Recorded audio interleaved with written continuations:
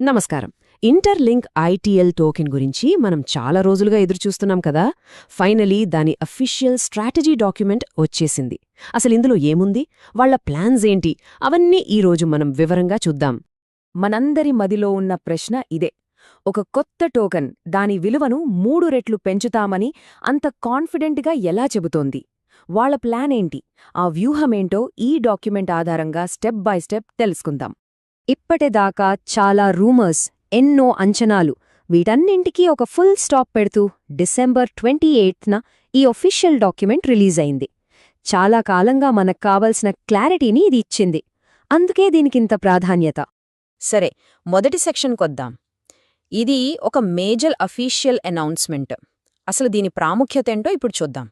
ఈ డాక్యుమెంట్లో చెప్పిన మొదటి చాలా ముఖ్యమైన విషయమేంటంటే ట్రెజరీ రిజర్వ్. ట్రెజరీ రిజర్వ్ అంటే ఏంటి?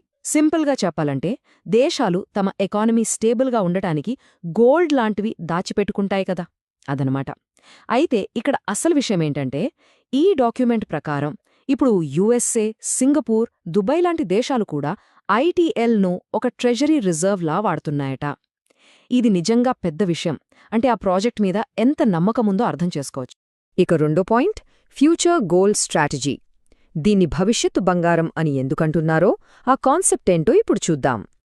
ఇక్కడ చూడండి, ఐటీఎల్ని డైరెక్ట్గా బంగారంతో పోలుస్తున్నారు.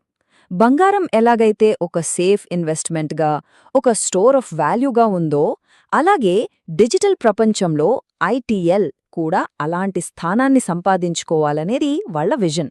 ఇదొక డిజిటల్ గోల్డ్ అన్నమాట. వాళ్ల టార్గెట్ ఎంత పెద్దదో ఈ నంబర్ చూస్తేనే అర్థమవుతుంది. ఏకంగా 630 మిలియన్ టోకెన్లను రిజర్వ్గా ఉంచాలని లక్ష్యంగా పెట్టుకున్నారు. సో ఇది వాళ్ల లాంగ్ టర్మ్ ప్లాన్కి ఒక నిదర్శనం. ఓకే, ఇక మూడో పాయింట్, యూటిలిటీ అండ్ స్కేర్సిటీ. అంటే వినియోగం మరియు కొరత. ఒక అసెట్ని కేవలం దాచిపెడితే సరిపోదు కదా, దానికి రియల్ లైఫ్లో ఉపయోగం ఉండాలి. ఆ విషయంలో వాళ్ల ప్లానేంటో చూద్దాం. ఇక్కడే అసలు విషయముంది. వీసా కార్డుతో ఇంటిగ్రేట్ చేస్తున్నారట.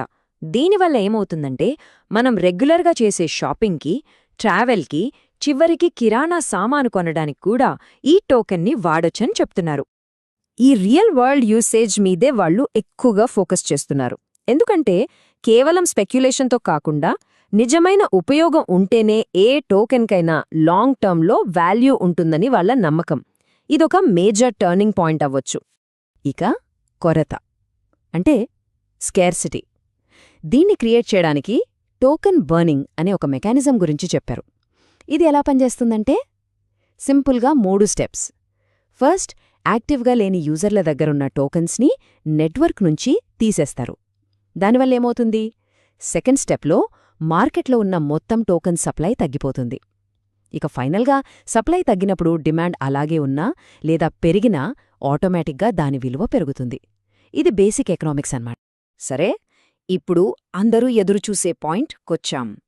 4వది, అఫీషియల్ ప్రైస్ టార్గెట్. ఇన్ని వ్యూహాలు, ఇన్ని ప్లాన్స్, చివరికి ఇవన్నీ టోకెన్ ప్రైస్ని ఎక్కడికి తీసుకెళ్తాయి? ఇక్కడే పెద్ద ట్విస్ట్.